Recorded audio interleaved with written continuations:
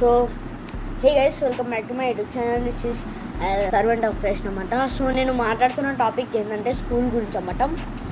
So నాకు ఎందుకు ఈ ఉద్దేశం వచ్చింది ఏంటంటే, సో నేను కూడా యాక్టివ్ అవుతా అని, పిల్లలు కూడా యాక్టివ్ అవుతారని స్కూల్కి వెళ్ళడానికి విషయం నేను చేసిన అన్నమాట.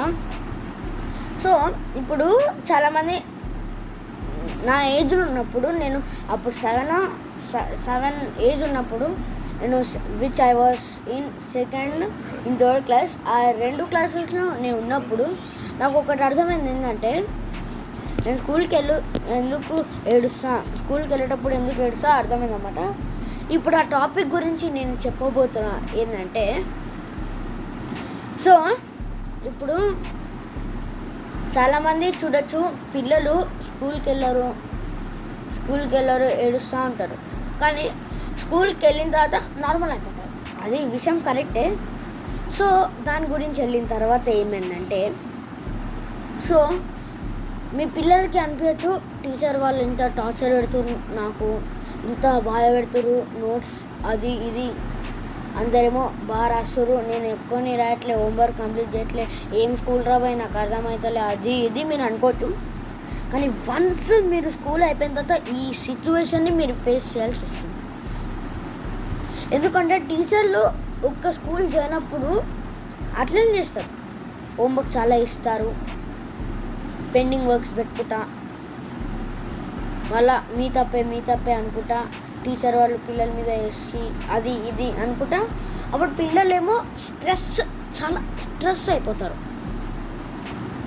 అయిపోయిన తర్వాత అప్పుడు ఏమైంది, సో మీరు వన్స్ స్కూల్ జాయిన్ అయ్యాక ఇట్లా ఉంటుంది.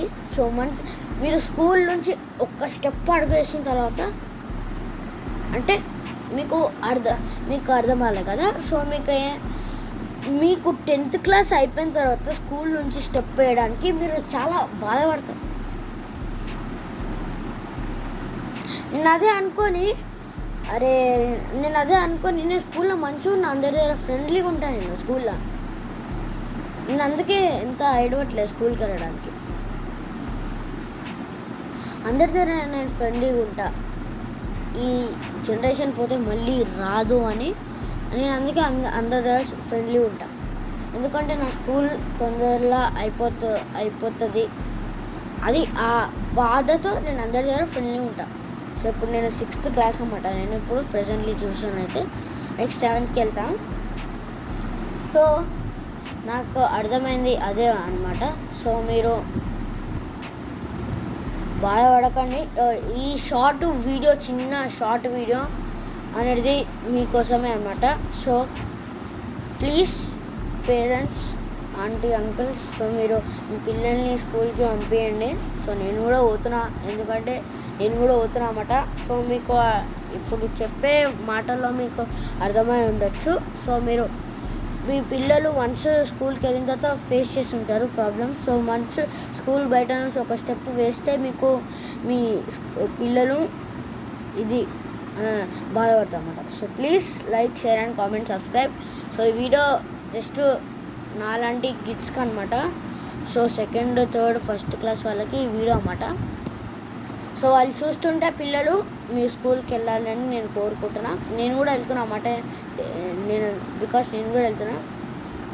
సో ఈ వీడియోని లైక్ చేయండి, షేర్ చేయండి, కామెంట్ చేయండి, subscribe for more videos like this.